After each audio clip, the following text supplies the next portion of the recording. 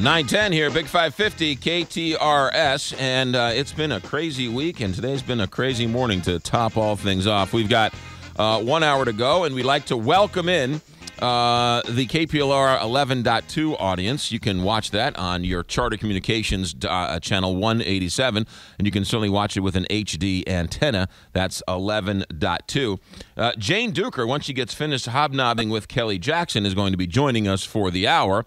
And Jane Duker, how much do you like me? You normally come on and we sort of kibitz about the news of the week in your role as a gadfly local attorney, Democratic operative, as well as the former chief of staff to Governor Holden. But today, we have a little bit of a special guest before we talk you and I. I'm excited. Who is it? Yeah, and you're blushing a little bit. Eric Greitens. Eric Greitens, are you there? Do we have him yet? Sir, happy to be on with you. You got it. You've been on the show before for your last book, right? Yes, we were. We had a great time last time, and pleasure to be on with you again. You betcha. And unfortunately, I don't remember that at all. Frank, my producer, had to tell me that you were on before, so I apologize. Your new book is Resilience, and you've got a book signing on Monday? Exactly. It's going to be Monday night, and we're going to be right down at the Central Library in downtown St. Louis, 7 o'clock, and it's hosted by Left Bank Books. So really, really looking forward to it. All right. For those who don't know who Eric Greitens is, here, let me give you his bio. It's only going to take about an hour and a half. Eric, you were born and raised here in St. Louis? Correct. You went to Duke University? I did. You're a Rhodes Scholar. You went on to become a Navy SEAL. You were a United States Navy SEAL officer. You were deployed four times during in Afghanistan and in Iraq. You have been appointed by President Bush as a White House Fellow. You were named by Time Magazine's the 100 most influential people in the world. And recently, Fortune Magazine recognized you as the most 50 greatest leaders in the world. Do you at least have body odor? I mean, is there anything wrong with you, Eric Greitens? Well, there's definitely. I'll let you talk to my brothers on that one. I'm sure they can give you a whole long list of good stories. All right, there you go. Now, First, before we get into this governor talk with you, let's first plug your book. The book is called Resilience. Your other books have been on the New York Times bestseller list. What is this book about? So this is a book about how you build resilience in your life. Everybody has to deal with pain. Everybody has to deal with fear. Everybody has to deal with suffering. But if you have resilience, you can find a way to confront fear and build courage. You can often make it through pain and create wisdom. We all know people who've moved through suffering and have become stronger, but we often don't think about how you actually build resilience in your life. And so this is a book that's a series of letters to my buddy who's in a really tough spot, and these are all letters about how in a very practical way you can build resilience in your life, in the life of your family, and the life of your community.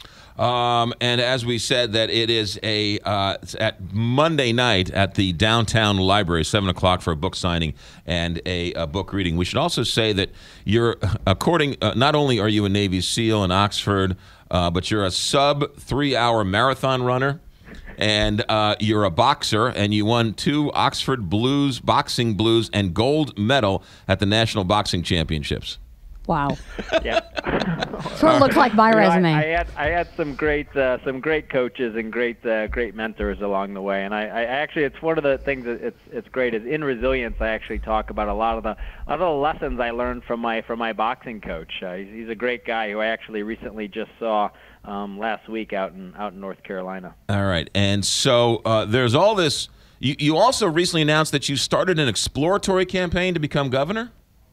I have. We started an exploratory committee to look at the prospect of serving as governor in 2016. And have you officially declared yourself as a Republican, or have you picked a party? I have, yes. You have, okay.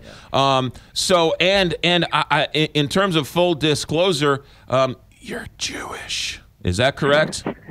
That is correct. Yes. I don't want to start Did you just do that? Of being Jewish. Yes, I wanted to start a whispering campaign. You're Jewish. Well, I think I heard you. Yeah, Okay. Yeah. So with all of this going on and being Jewish, what are your thoughts as you watch this landscape as you decide whether or not you want to make a run for governor?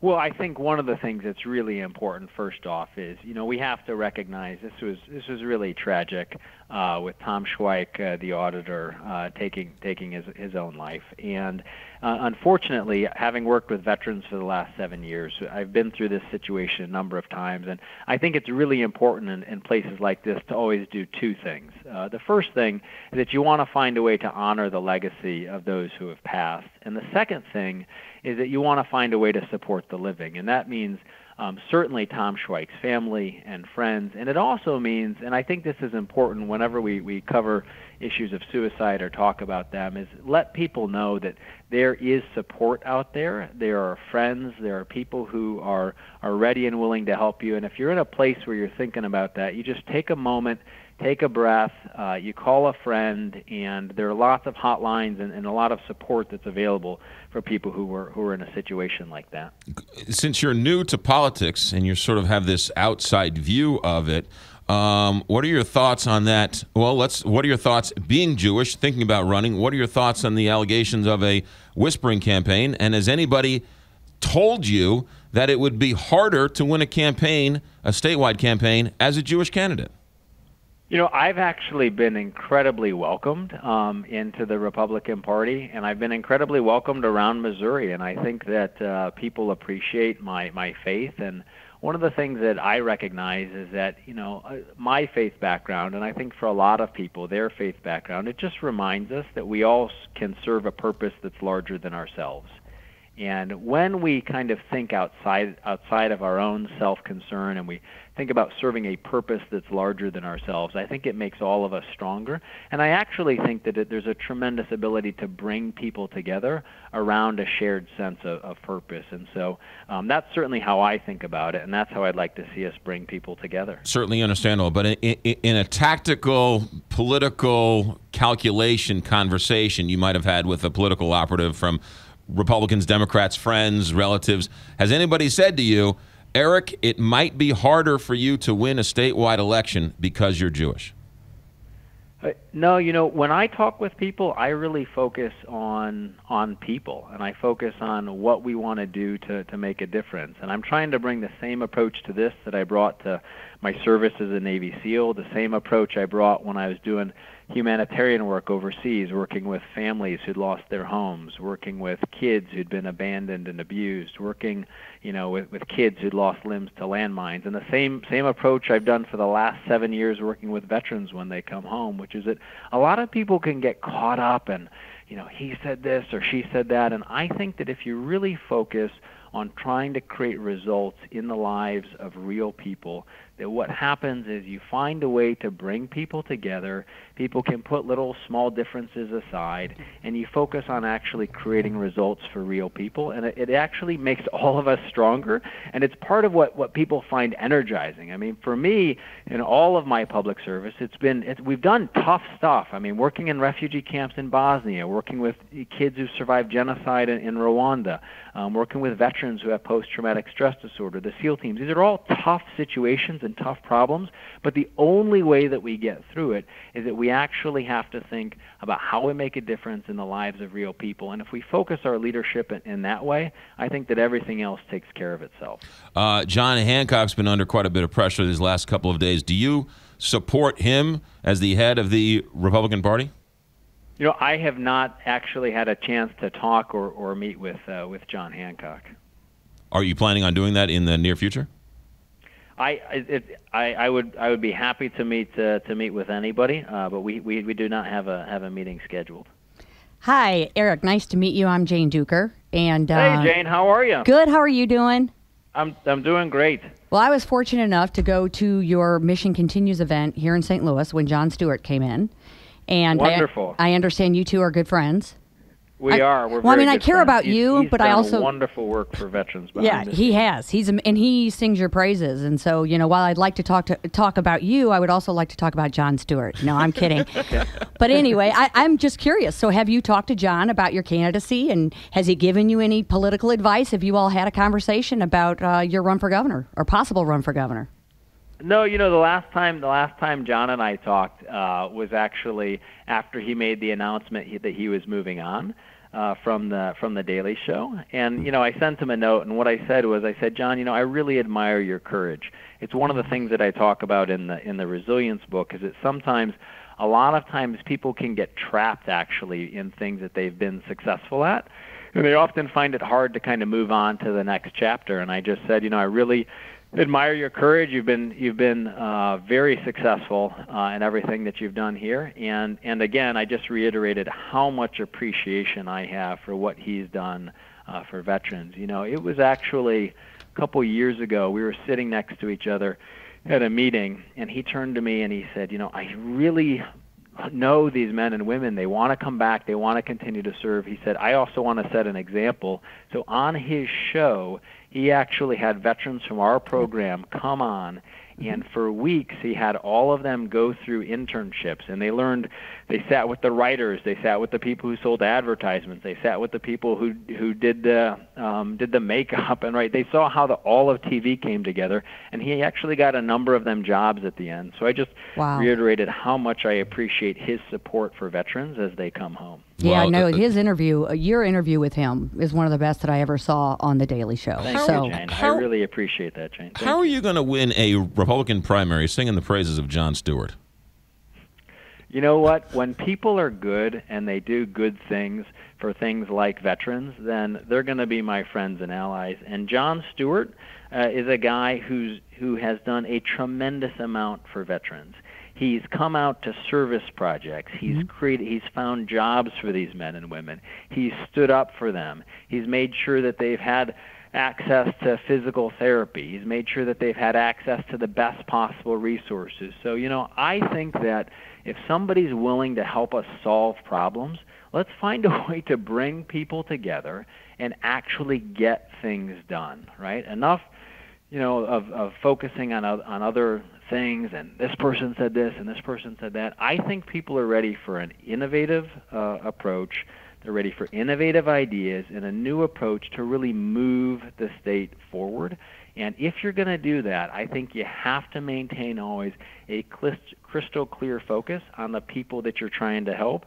And Jon Stewart has helped me to help a lot of veterans. Weird. That's a weird concept. Yeah, it's amazing. Helping people and working together. I don't know if this politics thing is for you, Eric Greitens. Last question for you. The book is Resilience. You're going to be in town Monday night, 7 o'clock, for a book signing, book reading, all sponsored by Left Bank Books down at the downtown library there. The book is Resilience. Last question for you, Eric Greitens. You're not going to give us anything in terms of when you're going to announce, if you're going to announce, but have you at least have the rights to greitensforgovernor.com? Yes, I hope so. Good for you. You're going to make a call real quick. The team's been helping me take care of some things like that, so I'll have to check in with the guys. But if we're doing things right, hopefully they'll have taken care of that for us. As we, the thing I'm doing, which is a lot of fun, is just visiting with people. Visiting charter schools. Going out and visiting farms, visiting businesses. And I got to tell you, it's actually really, really hopeful when you go out and you talk with people about what they're doing around the state. It's been wonderful. You set up this exploratory campaign before the Schweich tragedy. Has that changed your mind and put you more in a position to do it rather than not do it? How much did that tragedy affect your decision? Well, as you said, this is something that we'd set up before that tragic incident, and we've been focused from the beginning again on trying to bring some really innovative ideas and bringing a new approach that's focused on service and focused on results. And I think that my experience in my entire life has been, I remember I had a boxing coach, the guy I mentioned, Earl Blair, and one of the things he said when you're training and you're trying to do the right thing, he said just focus on doing the right thing yourself. That if you focus on doing the right thing, building the right team, be motivated for the right reasons, serve people in the right way. He said you're going to build the right kind of strength. And so I recognize that lots of things might happen around us, lots of things might swirl around us, and what we're going to do is have a crystal clear focus on serving people and making a difference in their lives. And I think if you bring that kind of humility to it, and that kind of, servant leadership focus, I think that the right things will happen over time. Eric Greitens, the book is called Resilience. Monday night, downtown library for a book signing and a book reading, and the website is greitensforgovernor.com. Eric Greitens, you're always welcome here. Thanks for checking in. Good luck with your decision, and I'm sure we'll be talking down the road. Hey, thanks, guys, very much for having me. Great to be on with you again. You got it. Eric Greitens here on the Big 550.